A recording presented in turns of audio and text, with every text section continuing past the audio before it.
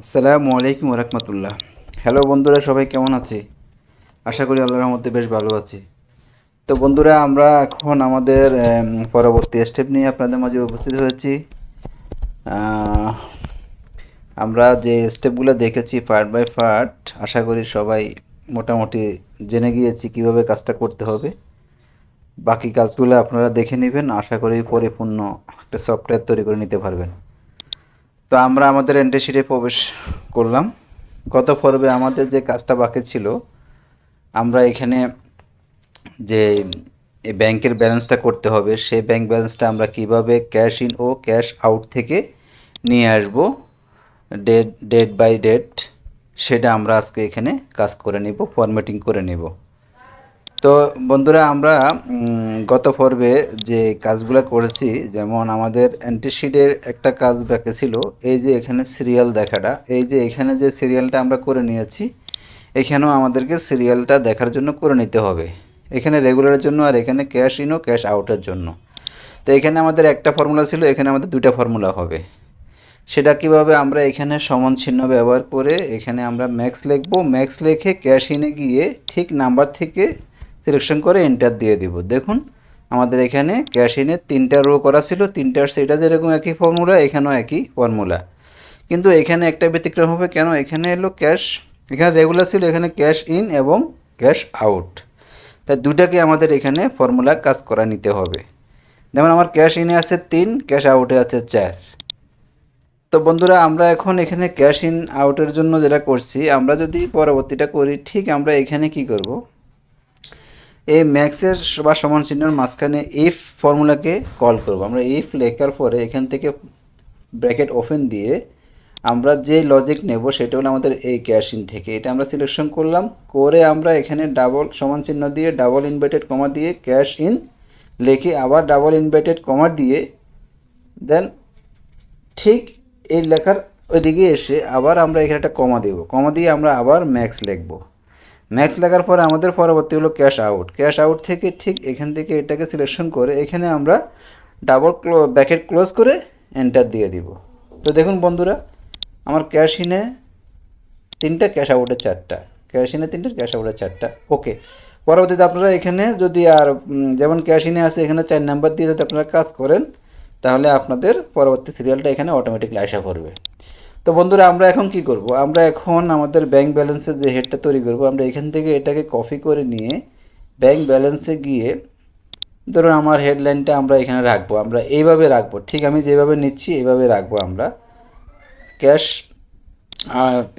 ইনের যে টাকাটা আনবো, আবার ক্যাশ আউটের যে আউট রিসিপ্টটা নেব, এটা না, আউট রিসিপ্টটা, আউট রিসিপ্ট ডেট এটা নেব, এটা নিয়ে আমরা এইখানে রাখবো।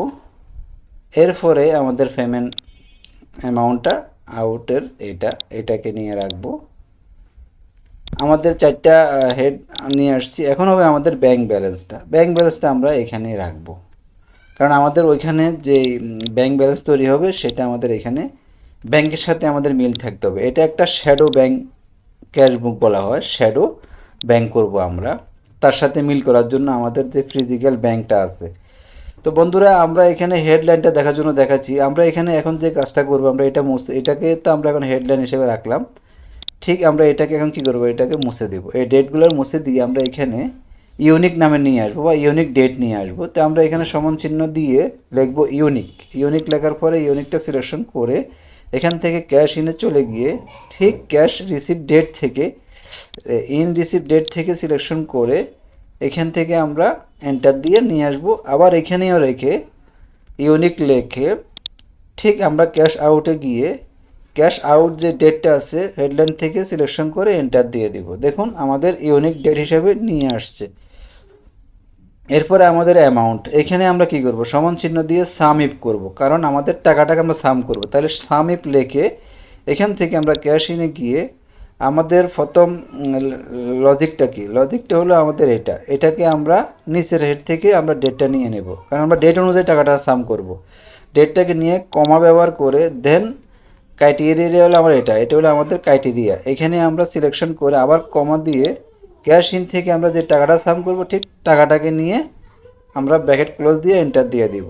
দেখুন আমার টাকাটা 10 তারিখে 25,000 টাকা আসা পড়ছে। এখন যদি আমি এখানে টেনে দিই আমার ডে বাই ডেট যে টাকাটা আসছে, এখানে একটা মেসেজ আসছে, এটাকে টিক চিহ্ন দিয়ে দিবেন, কারণ একই ফর্মুলা ব্যবহার করবো তাই। এরপরে আমরা পরবর্তীটা হলো এখানেও সমান চিহ্ন দিয়ে সামিফকে কল করব। সামিফ লেকে ক্যাশ আউট থেকে আমাদের কোনটা ডেট, আমাদের রেঞ্জ হলো ডেট, ডেটটাকে সিলেকশন করে কমা দিয়ে আমাদের ক্রাইটেরিয়া হলো এখানে ডেট ক্রাইটেরিয়া, এটাকে কমা দিয়ে আমাদের সাম হবে এটা, টাকাটারে আমরা সাম করব, ব্র্যাকেট ক্লোজ দিয়ে এন্টার দিয়ে দিব। দেখুন আমার এটাকে টান দিয়ে দিলে এখানে টিকমার্ক দিয়ে দিবেন, একই ফর্মুলা সব জায়গায় কাজ করবে। এখন হলো আমাদের ব্যালেন্স তৈরি করা। তো বন্ধুরা ব্যালেন্স তৈরি করতে গেলে আমাদের আগে থেকে ক্যাশে যে টাকাটা জমা করছি ওপেন টাকাটা আমাদের এখানে রেখে দিতে হবে। ধরুন আমার ব্যাংকে যে টাকাটা ওপেন করা ছিল, ধরুন আমার 1 লাখ টাকা ব্যাংকে আছে, এটা আমি ওপেন রাখলাম, এখানে সমান চিহ্ন দিয়ে ওপেনিং ব্যাংক সিলেক্ট করে plus cash in minus cash out enter. দেখুন আমার একই ফর্মুলা ব্যবহার করতে গেছে, আমি করব, যদিও আমি করি দেখুন, কিন্তু আমার নিচের ফর্মেটগুলো ঠিক হয়নি। কেন হয়নি? সে একটা লজিক পাইনি। কেন পাইনি? আমরা তো এইটা থেকে উপরেরটা সাম করছি, নিচের ঘরটা তো তাকে আমরা কোনো লজিক দিই নাই, তাহলে সেটা আমরা কি করব? এটা আমার ঠিক নেই, তার মানে আমরা নিচেরটাকেও একটা তাকে রেফারেন্স দেখাইতে হবে। এখানে আমরা সমান চিহ্ন দিয়ে, এখানে সমান চিহ্ন দিয়ে এই আমাদের যে ওপেনিং থেকে যে টাকাটা দাঁড়াইছে এখানে সিলেক্ট করে just plus cash in minus cash out enter. এখন দেখুন আমি যদি টানে দিয়ে সব ফর্মুলা ব্যবহার করি তাহলে নিচে আমার সব ঠিক হয়ে আসে পড়বে। তো এখানে একটা মাইনাস আসছে, কেন মাইনাস আসছে? আমি এখানে 3,80,000 টাকা আউট করেছি, কিন্তু আমার ব্যাংকে আছে 1 লাখ টাকা অথবা সামথিং কিছু টাকা, এখানে আমি 3 লাখ টাকা দিচ্ছি, তো 3 লাখ টাকা আমার নেই, আমি এখানে 3 লাখ টাকা আউট করার কারণে ঠিক আমার ব্যালেন্সে যাইয়া মাইনাস হয়ে গেছে। আমি যদি এখান থেকে 80,000 টাকা দিই, তো দেখুন আমার ব্যাংক ব্যালেন্সে যদি আমি চলে যাই এখন আমার ঠিক হয়ে গিয়েছে, কারণ আমার ব্যাংকে টাকা নাই, আমি আউট করছি বেশি, যার জন্য মাইনাস হয়ে গিয়েছে, এখন আমার ঠিক আছে। তো বন্ধুরা আশা করি আপনারা আজকের এই ব্যাংক ব্যালেন্সটা কিভাবে করবেন ব্যাংকের সাথে মিল করে সেটা দেখিয়ে দিছি। এখন এটাকে ফরম্যাটিং করে নেন সুন্দর করে, আমি এইভাবে সবগুলো শিটটাকে শেষ করে এটাকে ফরম্যাট করে নিচ্ছি, আপনারা আপনাদের মতো করে নেবেন। এখান থেকে চাইলে এইভাবে এটাকে হোয়াইট করি, সব বর্ডার অল বর্ডার করে এটাকে হোয়াইট করে দিতে পারেন, এখানে একটা কালার দিয়ে দিতে পারেন ভালো লাগলে ওপেনিং ব্যালেন্স, এরপরে আপনারা ইত্যাদি ইত্যাদি করে নেবেন। তো বন্ধুরা কেমন লাগলো অবশ্যই জানাবেন। আজকে এ পর্যন্ত, আগামীতে আবার দেখা হবে পরবর্তী ভিডিও নিয়ে। আজকে এ পর্যন্ত, আসসালামু আলাইকুম ওয়া রাহমাতুল্লাহ।